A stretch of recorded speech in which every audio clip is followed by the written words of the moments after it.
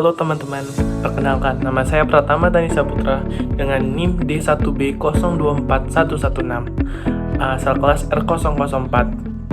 Masalah kependudukan di Indonesia merupakan isu penting yang berkaitan dengan jumlah, persebaran, dan kualitas penduduk.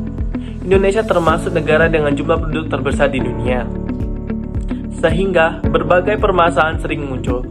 Yang pertama, pertumbuhan penduduk yang tinggi. Pertumbuhan penduduk di Indonesia masih tergolong tinggi. Hal ini disebabkan oleh angka kelahiran yang cukup besar dan masih ada pernikahan usia dini. Jika tidak dikendalikan, pertumbuhan ini dapat menyebabkan tekanan terhadap sumber daya alam, lapangan pekerjaan, dan kebutuhan hidup lainnya. Dampaknya yang pertama yaitu kepadatan penduduk yang meningkat.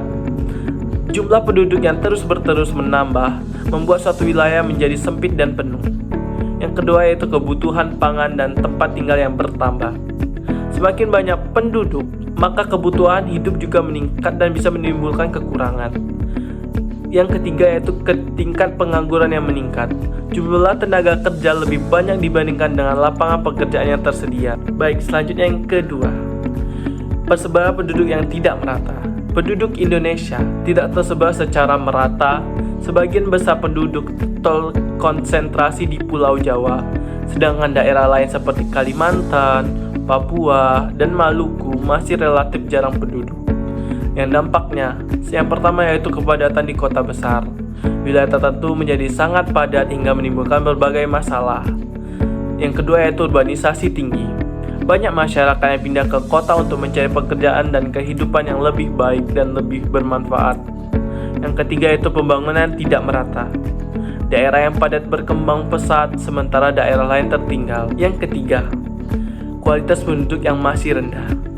Kualitas penduduk dapat dilihat dari tingkat pendidikan, kesehatan, dan kesejahteraan. Di Indonesia masih banyak masyarakat yang memiliki akses terbatas terhadap pendidikan dan layanan kesehatannya. Dampaknya yang pertama yaitu tingkat kemiskinan masih sangat tinggi. Kurangnya pendidikan membuat masyarakat sulit untuk meningkatkan taraf hidup. Dan yang kedua itu sumber daya manusia kurang kompetitif. Sulit bersaing dalam dunia karena keterampilan yang sangat terbatas. Yang ketiga itu produktivitas yang rendah. Hasil kerja kurang maksimal sehingga perkembangan ekonomi yang terhambat. Terus selanjutnya yang keempat, tingginya angka pengangguran. Jumlah penduduk yang besar tidak selalu diiringi dengan lapangan pekerjaan yang cukup. Hal ini menyebabkan banyak masyarakat yang tidak memiliki pekerjaan yang tetap. Dampaknya yang pertama itu kemiskinan sangat-sangat meningkat, di mana tidak adanya penghasilan membuat kebutuhan hidup sulit untuk terpenuhi. Kesenjangan sosial. Nah, ini merupakan perbedaan antara masyarakat kaya dan miskin semakin terlihat.